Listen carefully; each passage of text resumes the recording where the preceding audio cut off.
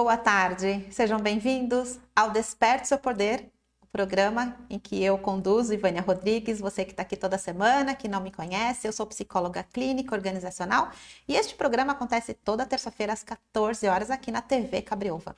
Então, para você que ainda não curte o canal da TV, segue a página e segue o meu canal do YouTube. Toda semana eu estou subindo os vídeos para o canal.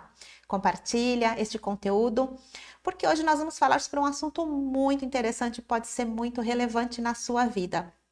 Nós vamos falar também sobre dependência emocional dentro de um tema que, quando eu pensei em luto, eu pensei sobre a dependência que nós temos sobre as pessoas. E quando nós perdemos essas pessoas que não morreram, nós sofremos muito. Por isso, o tema deste programa de hoje é como lidar com o luto de pessoas vivas.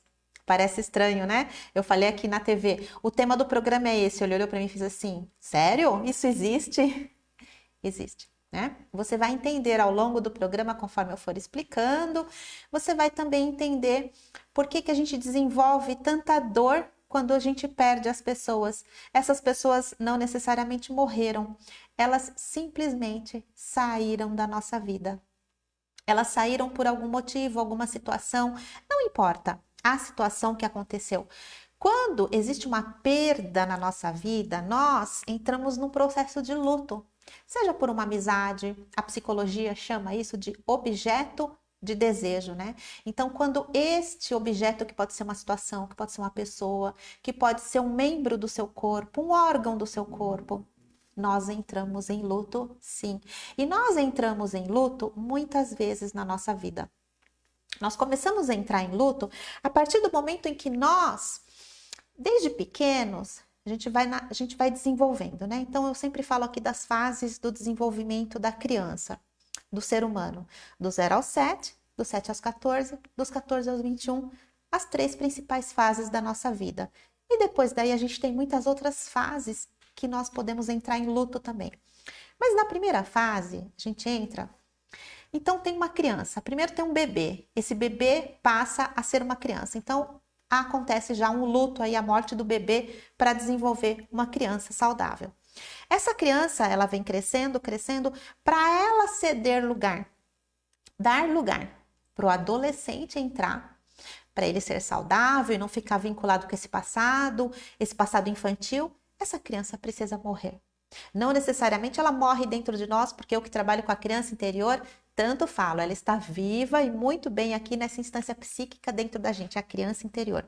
Mas se tratando das fases, quando a criança passa para a idade da adolescência, o adolescente, se ele ficar preso na criança, ele não desenvolve, então ele precisa assim entrar em luto. Percebe como nós entramos em luto tantas vezes na nossa vida? Depois do adolescente, para ele se tornar um adulto, né, ele vai ter que pegar essa juventude, toda essa vitalidade da adolescência, essa questão de eu faço o que eu quero, ele é muito, questiona a autoridade, ele precisa dar lugar para o adulto, porque o adulto vai ter que lidar com a autoridade, ele vai ter chefes, ele vai, às vezes, muitas vezes, ser o próprio chefe, ele vai ter que lidar com equipes, para ele ser um bom líder, ele vai ter que matar esse adolescente. Matar no sentido bom, né? Acho que vocês estão compreendendo que são as fases da nossa vida que a gente vai entrando e é preciso que a gente pegue essa fase e deixe ela lá atrás. E na psicologia a gente chama isso de luto, né? Então nós entramos em luto sim muitas vezes na nossa vida. E esse luto que eu tô falando aqui é um luto bom. Por enquanto é um luto bom, que é o luto do desenvolvimento. Vamos pensar numa lagarta, para uma lagarta entrar no processo até ele chegar a ser uma borboleta, ela vai ali passar por muitas dores. Agora ela não fica apegada. A lagarta, se ela ficar apegada em ser lagarta, no casulo dela, se ela achar aquele casulo muito quentinho, muito gostoso, né? Que claro que não é, deve ser bem apertado aquilo, tanto é que ela deve sofrer porque ela faz muita força para sair dali, mas é um processo que não pode ser adiantado. A gente precisa respeitar o processo, tanto nosso quanto da lagarta, para que haja a metamorfose e essa lagarta venha se transformar em uma grande borboleta. E aí a gente está falando de mudança, e nessa mudança ocorre o luto da lagarta. para que venha a nascer uma linda borboleta. Bom, mas esse assunto que eu trouxe para vocês, como que a gente pode lidar com o luto de pessoas vivas, ele já não é muito gostoso, né? Não é muito saudável a gente pensar, poxa, eu tenho que perder as pessoas toda vez. É o que na psicologia a gente chama de morte psicológica. Inclusive, um psicanalista, Kaplan, ele que denominou a morte psicológica falando desse luto com relação ao apego. Então, o luto, ele muitas vezes, Kaplan fala assim, que muitas vezes ele pode ser a perda de uma perspectiva de vida. Você já parou para pensar que o luto, quantas vezes você entrou num luto pela perda de uma fantasia sua, pela perda de um sonho, de uma perspectiva de vida? Você pretendia morar fora do país e você fez muitos planos, ou você pretendia casar e não deu certo esse casamento. Esse relacionamento não chegou, você não chegou a concretizar esse casamento. Conheço muitas pessoas que não chegaram a concretizar o casamento.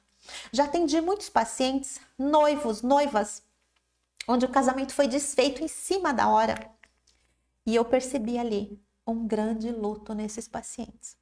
Eles tiveram que lidar com essa perda. A pessoa morreu? Não, a pessoa não morreu. Aconteceu ali uma perda de uma perspectiva, de um sonho, de um projeto. E então, gente, assim como nós precisamos lidar com as perdas de luto de pessoas que morrem mesmo, de fato, a dor da perda e do abandono de alguém é muito parecida. Vamos pensar numa pessoa que passou por um processo de traição e divórcio, e por fim separação e divórcio, e cada um vai para o seu lado. O que acontece nesta relação? Uma dor muito grande. Por mais que os dois quisessem essa separação, por mais que chegassem ao veredito de que, olha, ok, temos que nos separar, é a melhor decisão, por mais que tenha maturidade, vai haver um luto, sim. O luto, ele está relacionado com o investimento afetivo. O quanto você investe nas suas relações. Quanto maior o vínculo, maior o processo de luto. Então, num casamento, existe um vínculo afetivo muito grande. Numa relação entre pais e filhos, existe um vínculo muito grande afetivo. Quando qualquer uma dessas partes são separadas, por isso que dentro de uma separação, os filhos sofrem tanto. Por mais que o pai fale, olha, o pai vai estar presente, o pai vai vir aqui, vai te buscar, vai sair para passear, sempre vai ocorrer o luto, porque a vida vai passando e esse pai ele acaba arrumando outra família e tem outros filhos e esse filho que ficou com essa alienação parental, ele vai sentir essa alienação, ele vai sentir esse abandono. Isto é luto de pessoa viva também. E Vânia está querendo dizer que esse filho tem que enterrar esse pai vivo? Não é assim. É a dor da perda. A dor da perda, como se uma pessoa tivesse morrido, mas ela está viva, porque ela não está mais com você. Então, quanto maior o vínculo, quanto maior o afeto que você tiver por uma pessoa, quando você perde essa pessoa, é um sofrimento muito grande, é uma dor muito grande. Isso pode acontecer até numa amizade, num namoro, um amigo, né? Um trabalho que você gostava muito e de repente você foi despedido. Eu conheço muitas pessoas que não conseguiram se refazer depois que perderam o emprego. A dor de ter sido enxotado, de ter sido jogado para fora, a pessoa se sente assim quando ela é despedida, principalmente quando ela é despedida por motivos não muito claros. Quando é por justa causa, então, imagine. Um dia desse chegou um caso para mim de um jovem que foi mandado embora por justa causa. E aí os pais estavam procurando terapia porque esse menino estava difícil dele recuperar isso, era o primeiro emprego e ele não estava conseguindo lidar com isso. Então imagine a dor de um primeiro emprego, o emprego que a pessoa ama tanto e foi mandado embora por justa causa, né? Não estou aqui falando das questões que levaram a isso, mas aqui o meu papel e o papel de um psicólogo, ele é avaliar, analisar a dor que essa pessoa está sentindo. Não é o que ela fez, não é o que levou ela ao fato, é a dor. Eu nunca olho o diagnóstico de paciente nenhum, nunca. Aliás, eu nunca vou rotular um paciente meu por diagnóstico e sou totalmente contra os psicólogos e os profissionais que fazem isso, porque eu olho o ser humano que está por trás daquela dor. Existe um ser humano ali e aquele ser humano precisa ser olhado de dentro para fora e não do rótulo para dentro. Então, quanto maior o vínculo pelo objeto de desejo, quanto maior o afeto, quanto maior o amor, maior o sofrimento. E aí você já deve estar pensando, nossa, então foi por causa disso que quando eu me separei eu sofri tanto. Deve ser por causa disso que quando fulano não quis mais a minha amizade, não respondeu minhas mensagens, me bloqueou. Deve ser por causa disso que doeu tanto. Por causa do vínculo afetivo. Quanto mais amor, anota aí, quanto mais amor, mais dor na hora que perde. Então, isso já poderia servir para a gente amar menos, pensando já na perda? Não. Algumas pessoas fazem isso.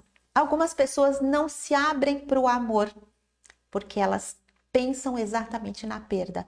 Eu não vou abrir meu coração, porque se eu abrir meu coração para fulano, se eu estiver totalmente disponível, acessível, afetivamente, ele pode me deixar. E pode acontecer, claro. Ele pode me deixar. E eu não vou resistir à dor de ser abandonada por fulano. E esse fulano pode ser filho, pode ser amigo, pode ser marido, pode ser parceiro, pode ser muita coisa. As pessoas não se entregam ao amor com medo da dor da perda. São pessoas que lá na infância, agora a gente volta lá na criança interior, são pessoas que lá na infância elas se sentiram abandonadas. Elas sentiram a dor do abandono vindo das pessoas mais importantes da vida delas, que são os pais ou cuidadores.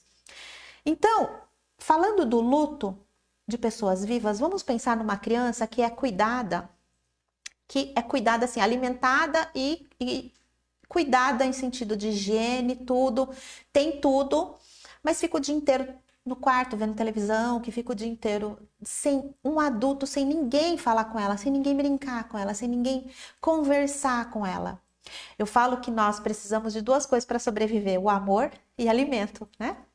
Água, alimento e amor. Então, uma criança, quando ela pode ter tudo, mas se ela não se sentir amada, ela vai sentir a dor do abandono. E essa dor do abandono é como se ela vivenciasse um luto dentro dessa casa. De repente tem uma avó ali, só que essa avó não mostra amor, não lê uma história, não demonstra amor nenhum pela criança. Ela tá ali, tá só cuidando, dando comida, fazendo comida, dá comida. A criança não sente que é amada. Ela sente já essa dor do abandono. E ela sente também que se ela amar demais, ela também não vai ser correspondida. Então ela já se fecha para o amor ou ela cria dependência emocional na vida adulta. Porque ela vai precisar de pessoas perto dela, porque ela precisa se sentir amada. E aí ela vai começar a fazer coisas para essas pessoas para que ela se sinta útil.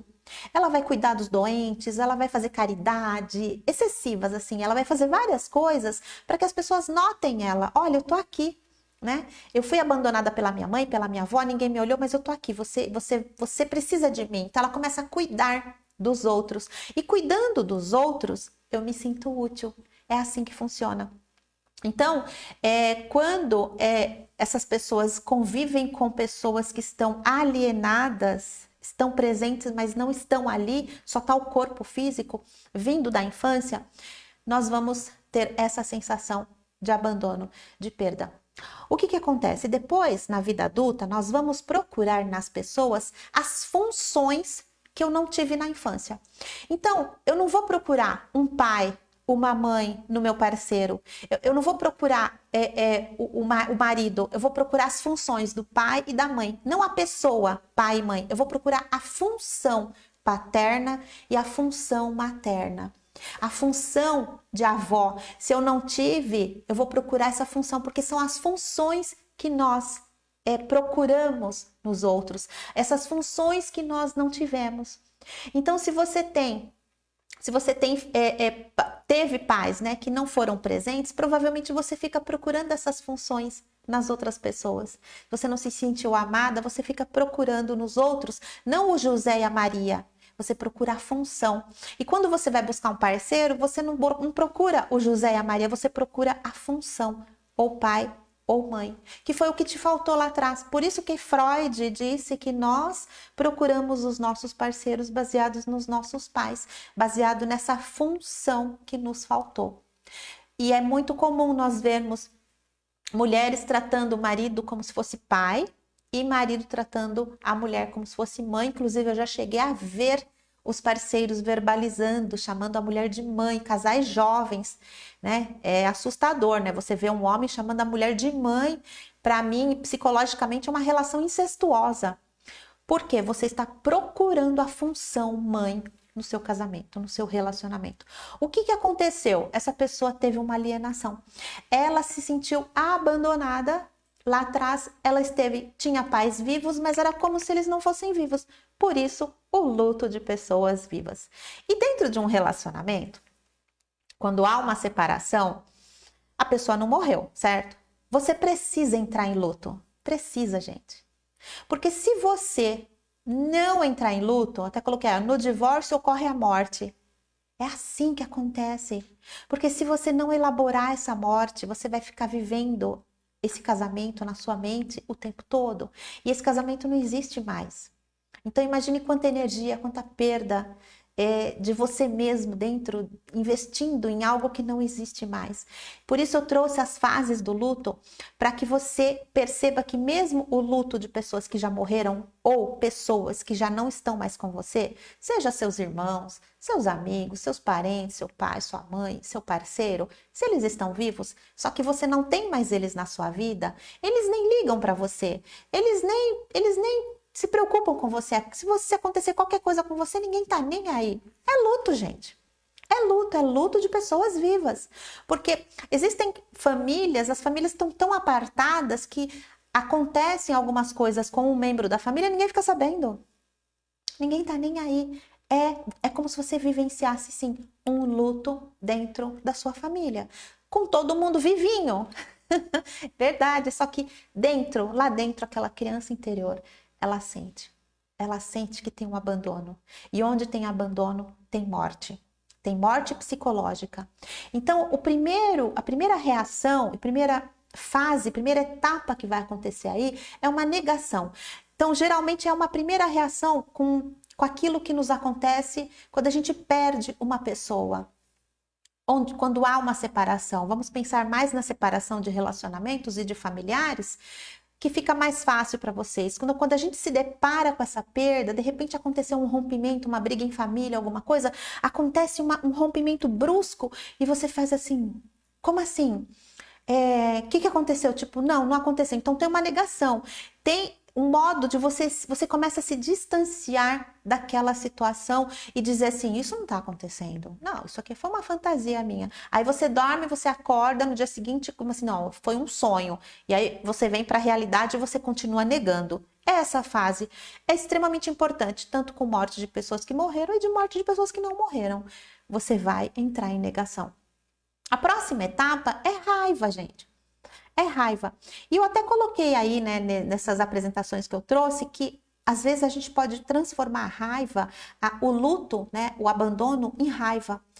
E nesse sentido, eu sou muito contra o sentimento de raiva no sentido de que ele demanda muito da nossa energia, da nossa frequência, vai lá embaixo, você tem uma queda no sistema imunológico quando você tem raiva. Porém, entre você se sentir abandonado, rejeitado, humilhado e ninguém te quer, e você sentir raiva, é melhor você sentir raiva. Então, neste momento, há uma evolução da raiva, uma mudança.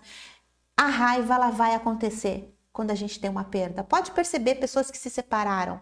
A pessoa, ela fica, principalmente se o parceiro já estiver com uma outra família, se ele andou com a vida dele.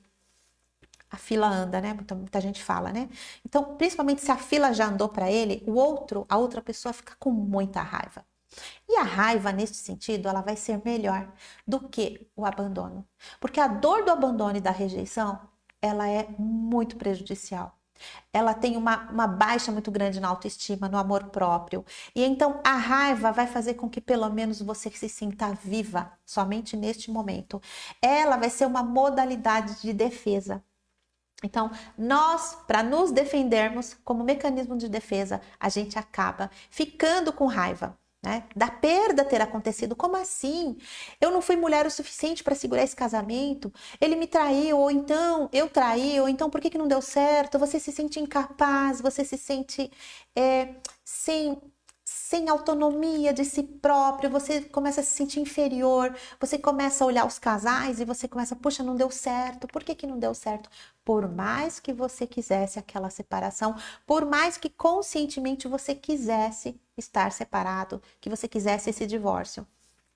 Tem um juiz que quando uma pessoa foi se separar, esse juiz de paz, juiz dos processos de divórcio, né? Ele falou assim para esse casal: não tem jeito mesmo, não tem, é isso mesmo, vocês vão separar, é isso aí, vamos separar. E aí ele pegou e falou assim: de todas as separações que eu atendo, os casais, eu percebo que é um desgaste tão grande, tão grande, tão grande, que se as pessoas elas utilizassem 1/3 do desgaste energético que elas acontece ali na separação, se elas utilizassem 1/3 da energia para reconstruir esse casamento, daria para reconstruir e ainda sobrava. Ele disse isso, de tanto que realmente somente as pessoas que estão se separando aqui, elas percebem o quanto de desgaste energético acontece, quanta dor, quanto sofrimento, porque é uma perda. Não adianta, gente, é uma perda. E a gente precisa conviver com essa perda de pessoas vivas. A pessoa não morreu, ela está viva e está muito bem, né? Parece que está muito bem, ela deu sequência na vida dela. Então, a morte de pessoas, ausências, elas levam a uma desconexão profunda de nós mesmos. Nós esquecemos quem nós somos.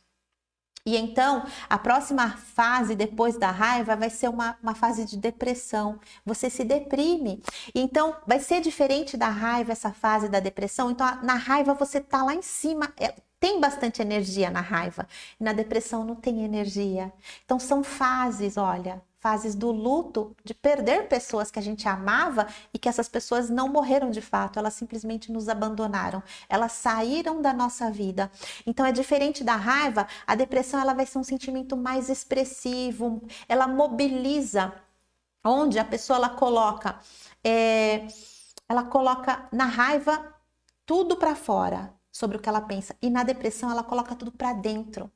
Então vai ser o contrário. Ela entra no estado de quietude, mais reflexiva.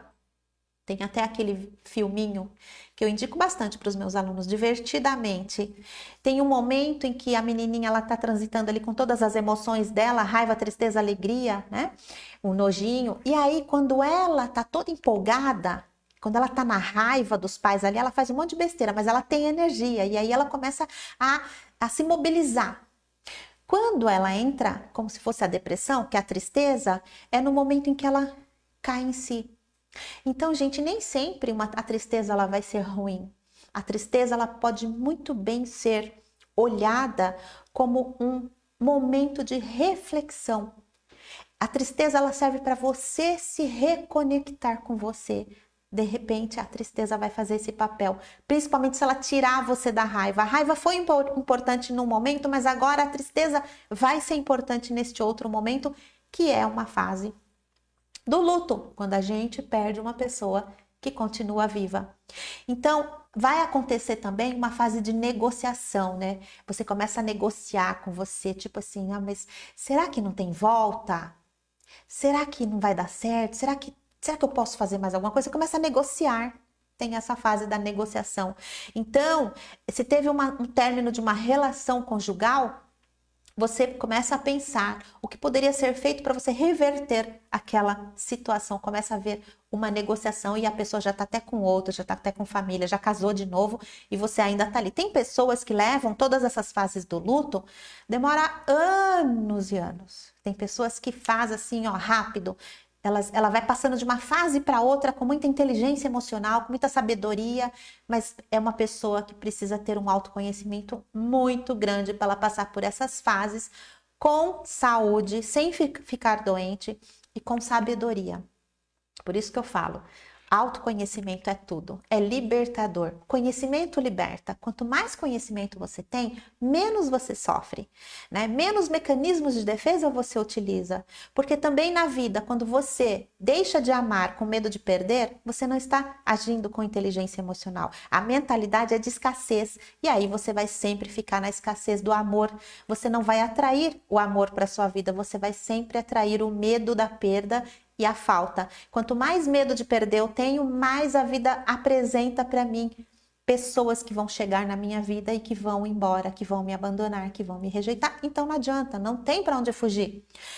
A saída é o amor mesmo. Então, ame as pessoas da forma como elas são e não queira mudar as pessoas. Assim como você não quer que mudem você, aceite as pessoas como elas são.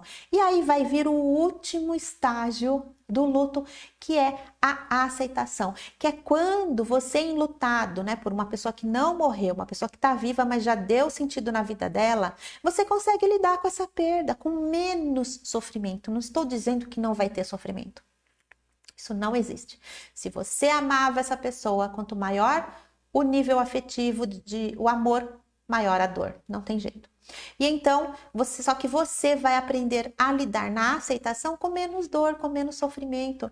Na aceitação, vai ter a fase final desse luto. É nesse momento que aos poucos você vai retomando a normalidade da sua vida, você vai se adaptando às mudanças que vão acontecendo e você começa a elaborar com sabedoria esse luto. E essa elaboração, ela acontece quando a pessoa transforma a situação que ela está vivendo. Ela transforma uma situação de dor em algo benéfico para ela.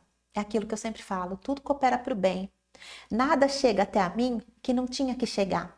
Nenhuma pessoa entra na minha vida que não tinha que entrar. Nada acontece por acaso. Tudo coopera para o bem. Uma experiência ruim e traumática que chegou na minha vida, ok, eu precisava daquilo. Aquilo significa algo para mim, eu preciso olhar com aquilo com outros olhos. E então, eu comecei falando que o que tem a ver esse luto de pessoas vivas com dependência emocional? Porque eu desenvolvo essa dependência emocional lá atrás pela ferida do abandono e eu venho trazendo essa dependência na minha vida. Se você tem dependência emocional e passa por perdas de pessoas que estão vivas, eu tenho certeza que você está sofrendo muito, que você vai sentir muito mais essa perda, mas acredito que esse vídeo vai te ajudar. Saiba que você amou muito essa pessoa, porque se você não tivesse sofrido, não tivesse sofrendo, não haveria tanta dor. A gente não sofre por quem a gente não ama, por quem você não tá nem aí, né? Tipo, foi embora, né? A pessoa que siga com a vida dela, ok, tô bem, tô ótimo. Não, quando você entra em luta é porque você amava demais essa pessoa. E então, eu sempre falo que a gente não peca por amar as pessoas, a gente peca por não amar. Quando você amou demais, você fez a sua parte, amando demais. Você se entregou para aquele amor, ok, foi uma experiência, você vivenciou. E agora é o momento para você voltar e olhar para dentro, olhar para você. E o que eu quero deixar de reflexão aqui para finalizar esse programa, falta acho que 2 minutinhos, é que você silencie. Silencie, volta para dentro, presta atenção em você, entra em estado de solitude, sai da solidão. A solidão é quando eu me sinto sozinha. Mesmo estando no meio de uma multidão, eu não gosto de nada, eu me sinto só, nada faz sentido para mim. A solitude é quando você pode estar em qualquer lugar, com uma multidão ou sozinha, você está bem com você mesma, você consegue se curtir. Tem pessoas que não conseguem se curtir. Elas chegam em casa, a casa está um silêncio, a pessoa já trata de ligar uma televisão, um jornal, ela já trata de fazer barulho, porque ela não se suporta. Ela não consegue ficar sozinha com ela mesma. Tem até uma parábola, né, de um jovem que estava com um mestre na beira de um riacho e aí ele estava segurando um diamante, o diamante caiu no riacho. E ele ficou desesperado, porque o riacho estava fazendo barulho e tal. E aí ele falou, eu preciso pegar esse diamante. E aí o mestre falou assim: "Senta e espera. Fica em silêncio." "Não, mestre, mas eu preciso pegar esse diamante. Ele é muito valioso." "Então, mas faz o que eu tô falando, senta, fica em silêncio, espera." E é quando ele parou, né, de querer mexer nas águas, e ele parou e ficou lá observando. Teve uma hora que o riacho, ele acalmou e a luz do sol começou a refletir esse diamante que estava dentro da água. E foi lá que ele achou o diamante. Ele falou: não é que eu achei mesmo? Como você sabia? E aí é quando ele quis dizer o seguinte: quando a gente silencia todo esse barulhão que está na nossa mente, é como se fosse uma estrada cheia de carros, uma rua cheia de carros, com buzina, os nossos pensamentos. E aí tem um momento que a rua fica calma, tranquila. Os nossos pensamentos são assim. Então para você encontrar a sua solitude, você vai precisar silenciar um pouco esse barulhão que tem aí dentro da sua cabeça, para você enfrentar todas as fases do luto, seja de pessoas que já se foram, sejam de pessoas que estão aqui com a gente. Então, que você consiga elaborar todas as perdas da sua vida. Esta matéria, esse conceito que eu trouxe, serve tanto para pessoas, quanto para objetos, quanto para projetos, quanto para amizades, para qualquer pessoa. Compartilha este vídeo e ajude mais pessoas para que o YouTube entenda que o conteúdo é relevante. Um super beijo, ótima semana e até semana que vem. Fiquem com Deus!